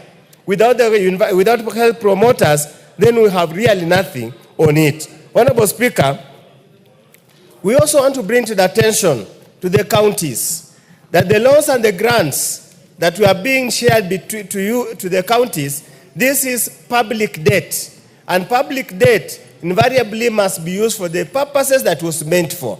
Remember, we continue to saddle the people of Kenya with additional debts. We must therefore, at all, whatever it happens, we must get it done in the right way. Honorable Speaker, as I conclude, is related to this matter. Let me take this opportunity to thank the Cabinet of Kenya for approving the elevation of Bumbe TTI to be a national polytechnic. Honorable Speaker, I remember nostalgia in 1977 or 78, as a small boy lining up on the road with a miniature can flag and national flag, singing good songs to patriotic song to the then Vice President Moi when he was driving all the way to go and launch the as a youth polytechnic, 1970 something. Honorable Speaker, because of geopolitics and because they hated some of us, we have been requesting this oldest polytechnic to be elevated national polytechnic. We have always been given a wide berth. But today, somehow, by the miracle of God, we have now a national polytechnic. And I urge you, Honorable Speaker, to continue praying for people of Busia, because many times we are ignored. Nothing ever good comes to our place.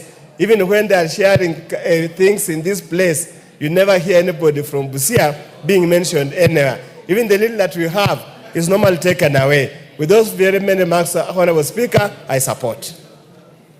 Very well, Honorable Undo, but Busia has had two finance ministers. You remember Honorable Kemo and Masahalia. Anyway, that's a discussion for another day. The Honorable Francis Igay. You are on my list here. If you are not ready to speak on this, the Honorable Richard Yegon. Is Richard Yegon in the house? Okay. Those who want to speak on this, could you put interventions? Yes, Ferdinand Wanyonyi. Thank you, Speaker, for giving me this chance to support wholeheartedly this additional fund.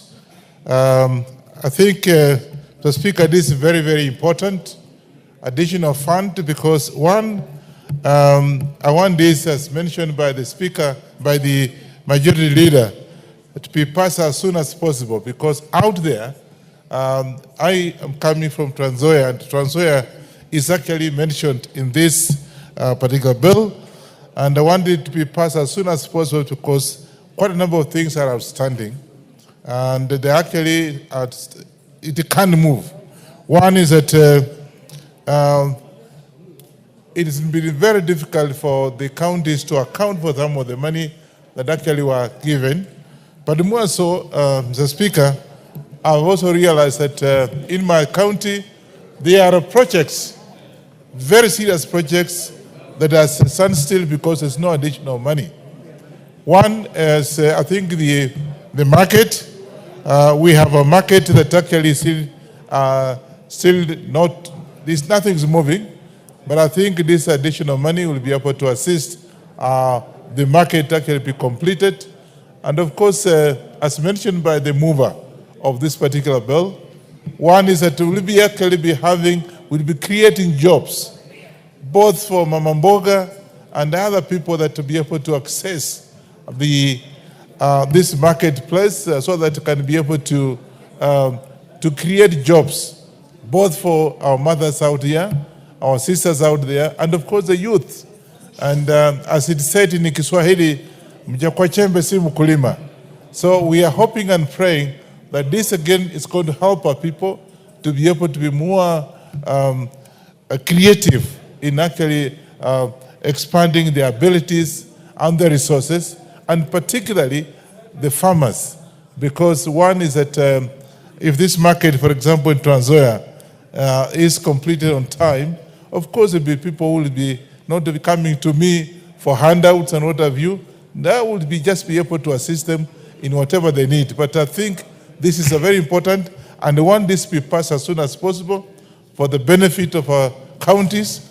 I know for sure, it's also mentioned, and I quite agree with the move of this motion, there are people who are not being paid.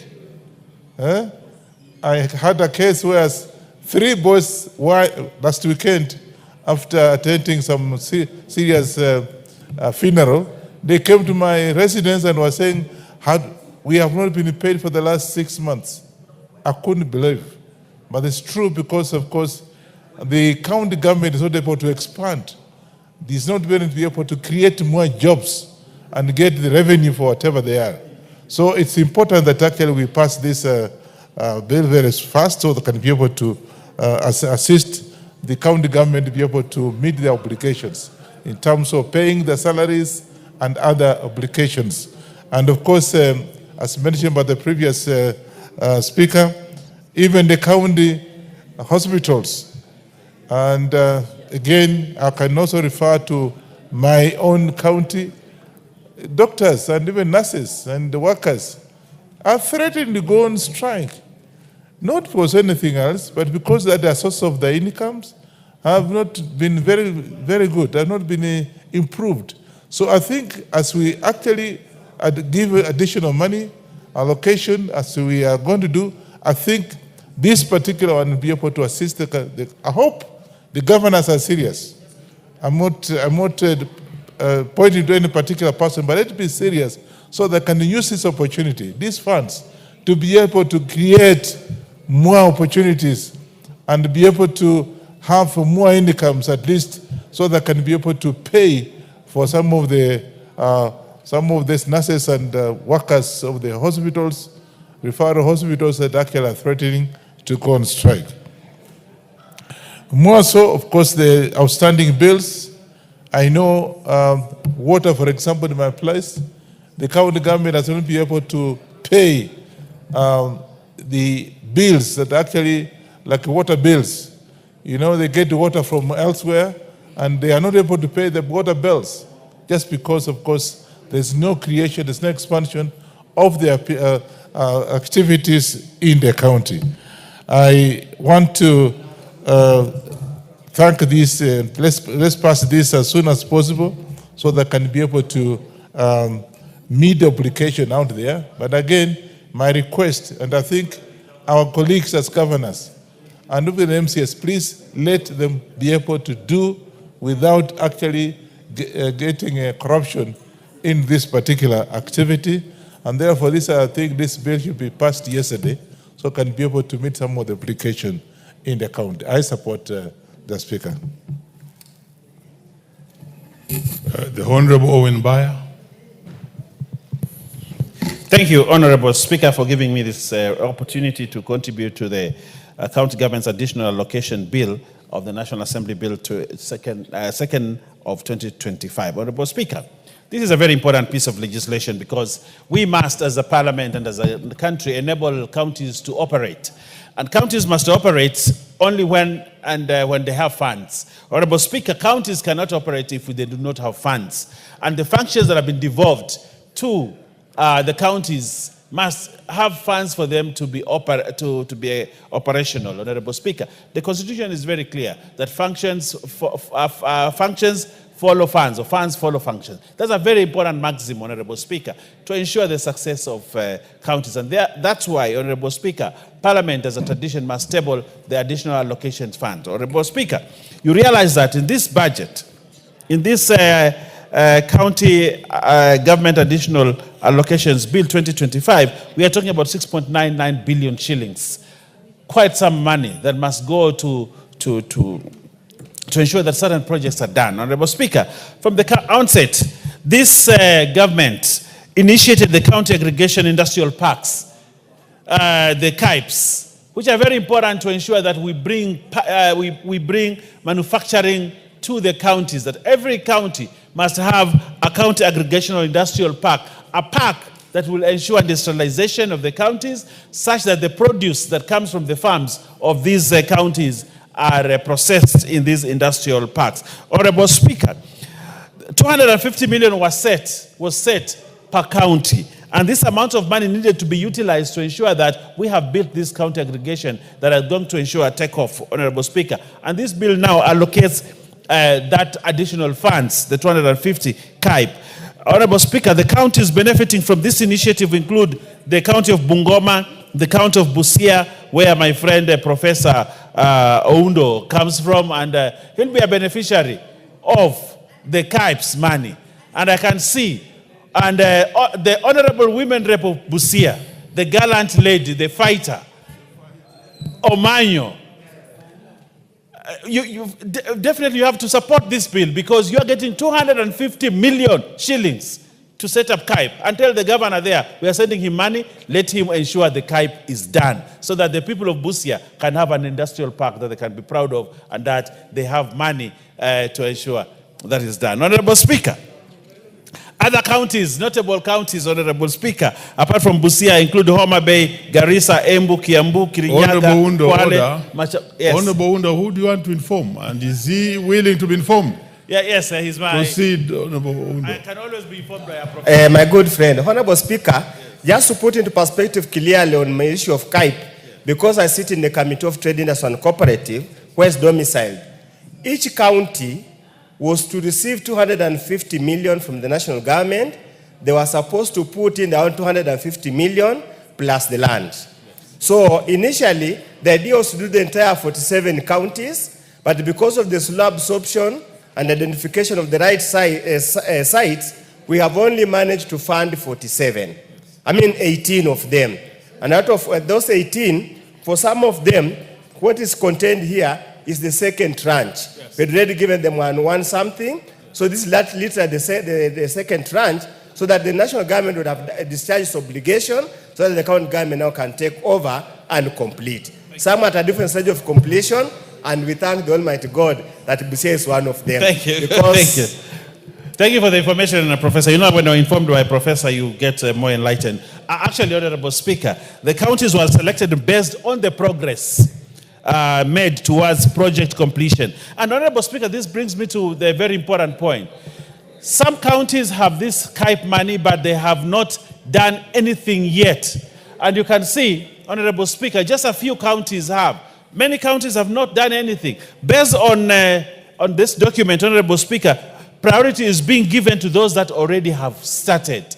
And there are counties that have not started. This is a very important program. And I want to urge counties that have not started to facilitate or to put money in KIPES to do so. I do not know whether the county of my friend Elisha has actually started this work, Honorable Speaker. But of course, it's important that the county. Honorable Speaker, again, these additional funds will go to the CHPs. When you go, Honorable Speaker, to the ground, I was in the ground yesterday. I spent a lot of my time in my constituency, all the 7 wards of my constituency. And one of the things that these CHPs, the community health promoters, are crying is that national government has given them their money, but county governments have not paid CHPs. CHPs are important link for the success of SHA and SHIF. They're very important links. But if we do not pay the CHPs, Honorable Speaker, we're going to have a problem. Therefore, I urge us to support this bill. It passes and it goes out there so that the CHPs in our counties that are operating all over the counties, the community health promoters, very important people. They spend a lot of time working for the community, but they don't get paid, Honorable Speaker, because counties have not paid. I know the national government has given some money, but the county governments have not given some money. Honorable Speaker, it is important we pass this bill to give counties money so that they can pay CHPs. The CHPs out there, I want to urge them, and I want them to listen to this, that as a government and as parliament, we are keen to ensure that they get their monthly stipends that they are being given. In fact, I want to advocate for them to get even higher packs so that they are able to take care of this very important docket, Honorable Speaker. So in passing this bill, Honorable Speaker, we are actually aiding in helping to ensure that CHPs have resources. And Honorable Speaker, if you look at this, we have 3.24 billion, 234 billion shared among the 47 counties for CHPs, Honorable Speaker. Therefore, this is a very important piece of legislation so that the people of Homa Bay County, the CHPs in Homa Bay County, have money. They should not just be working and walking in the sun and the mud and not giving them any money. Honorable Speaker, CHPs are very important and we must support them by ensuring that they have money to ensure that they do the work properly. Honorable Speaker, another important thing that we must support in this additional allocation is the unconditional additional allocation for court fines. Honorable Speaker. Honorable Speaker, you realize this, the CJ said, the Chief Justice said the other day, that within a very short time, when the small claims court was set up, a lot of money was collected, and there's a lot of activity, the small claims court. I can't remember the figure actually, what the CJ said, but a lot of money actually, and a lot of claims were settled. And therefore it is very important that, Honorable Speaker, that this bill's second schedule allocates Kenya shillings 116 million for court fines from county legislation violations, benefiting counties including Murang'a, which has collected 70.74 million, Machakos, which has collected 16.05 million, Mombasa, which has collected 13.42 million, Kiambu has collected 10.78 million, among others. But this money, Honorable Speaker, cannot be transferred from the courts to now the counties, to the accounts of the counties, Honorable Speaker. But if we pass this bill, Honorable Speaker, these counties which has this money can actually be able to use it, Honorable Speaker. And this is very important. Therefore, passing this bill, Honorable Speaker, helps us to disburse the money that has been collected as fines to get into the counties so the counties can do projects. The transfer of court fines to the respective county government has faced challenges, Honorable Speaker, due to the lack of a framework for the collection and transfer of the same. And therefore, currently, the law requires that all revenue collected by the judiciary be sent to the consolidated fund, Honorable Speaker. And if we do not have a law, these funds cannot be transferred to the counties. Honorable Speaker, please add me like 3 minutes because you can see my flow of thoughts is on high gear. No, we are adding you 1 minute. No, 3 will be good. I know you're a good man, Mr. Speaker, and you'll actually do that. Honorable Speaker, there are certain important things. You see, we have seen many county government health workers running around and they are protesting and all that because they want arrears to be paid to them. But you see, Honorable Speaker, there is no framework for paying these arrears. But this county additional allocation fund bill actually does that. You have seen protests here in front of Parliament. They want their arrears. They want their money to be paid.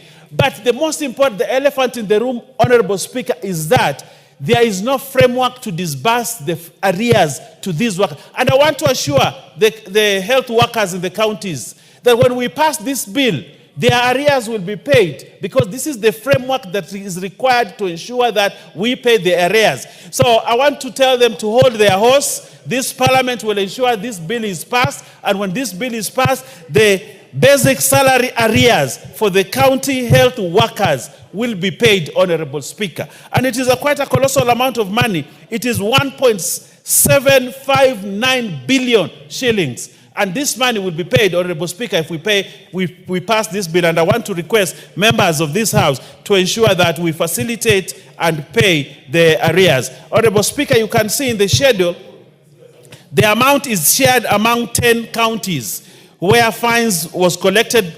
Not that piece, because I've done that. I've done already that piece. Honorable Speaker, there is also funds from development partners funded projects.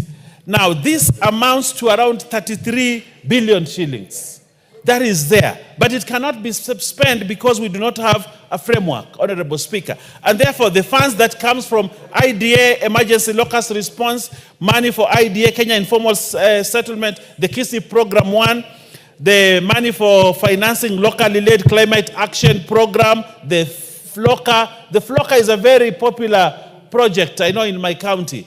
But now they cannot use the money because there's no framework for it. But if we pass this, Honorable Speaker, the Kenya Urban Support Project, Urban Development Grants, all these amounts of money, Honorable Speaker, available from DANITA, from AFD, all this money needs to be swept and given to the counties so that all this noise that we hear, people are not being paid for this project is stalled, this project is not moving forward, Honorable Speaker, is available. And lastly, Honorable Speaker, as we disperse these funds through this county additional allocations bill, Honorable Speaker, I would like to request county governors that have been given this money to do a good job and ensure proper utilization of this money so that this money that we are disbursing from this House is useful to the people, helps in the development, and to further the devolution spirit that was pushed by the leader of ODM and Honorable Raila Odinga, for which my friend Oundo here is very passionate about. Now, yes, the Honorable Martin Owino, MP Ndiwa. Thank you, Mr. Speaker. Mr. Speaker, I rise to support this bill wholeheartedly.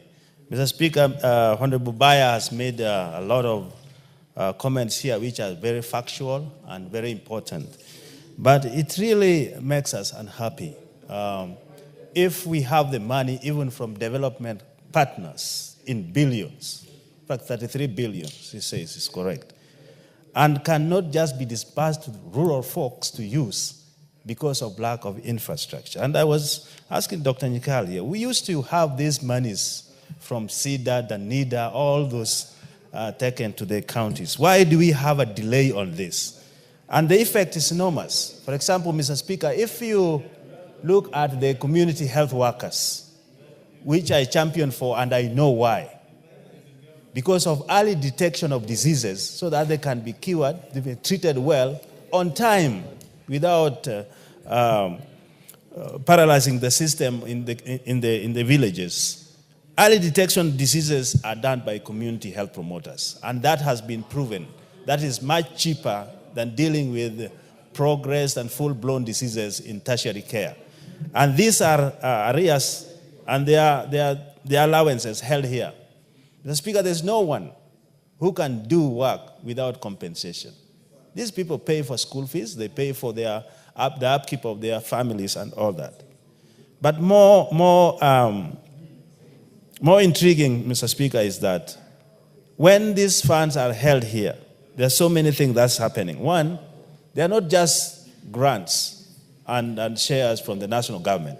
Some of these are loans, meaning we are paying for loans which are held here and are not doing the work at the rural settings. Some of these monies which are held here, Mr. Speaker, are also arrears, salary arrears for health workers. So it appears to me, members, that we are shooting ourselves in the foot. At one point, we are giving the hospitals, especially level 6 and 5, the budget to deal with the conditions which we ought to have even prevented at the primary health care. money from Danida and all that category are supposed to improve primary health care. Now we are having them here. So as a result, we will have progressed conditions which unnecessarily should have been allowed to do that. Some of the monies are also for climate resilience, agriculture, food systems resilience, which can make also the rural economy become more vibrant. They are held here. As a result, when this is not acted quickly, Mr. Speaker, and I urge members to do so, what will happen is that we are killing the rural economies, we are interfering with the health of our people, and also we are interfering with businesses, because some of these development partners are supporting small business scale. Mr. Speaker, we are also interfering with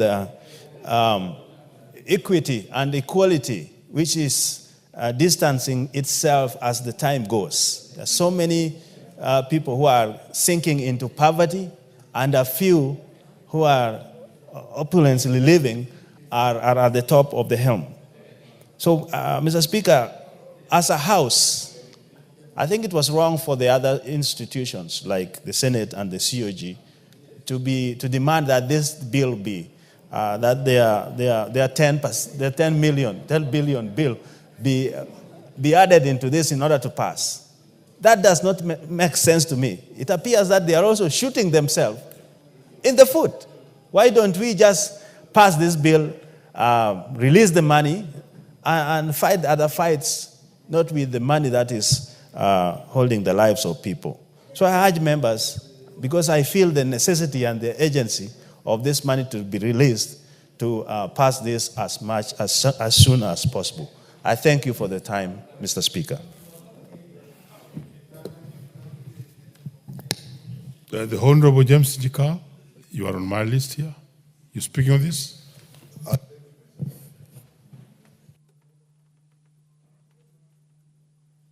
Can I have them? Thank you, Mr. Speaker. I arise to support this bill. And Mr. Speaker, what bothers me is that this is a bill actually for the 2024-25. It's the funds that should have long been used, and we are still discussing them. And the people they were supposed to serve actually have not been served. The jobs they were supposed to do have not been done. And Mr. Speaker, my concern is the perpetual adversarial relationship between the counties and the national government. When devolution came, Mr. Speaker, I don't think the idea was to actually build territories. The idea was actually to get monies to flow to the counties. It's a good idea because it has made equity much easier. And it really does not matter to the people that are being served where the resources come from. And I think as leaders we should realize this. When we are having territorial differences and thinking this should be that, should be that, the people are just, if it is water, they're just looking for water. They don't want to know whether the water is from the national government or the water is from the county government. And therefore, Mr. Speaker, I think that this should not be happening every year. The relationship actually, the law provided, Article 187 of the Constitution provided how this should be done. The Intergovernmental Relations and Technical Committee provided how there should be a relationship, even between policies, even between programs at the county and the national level. And so when it comes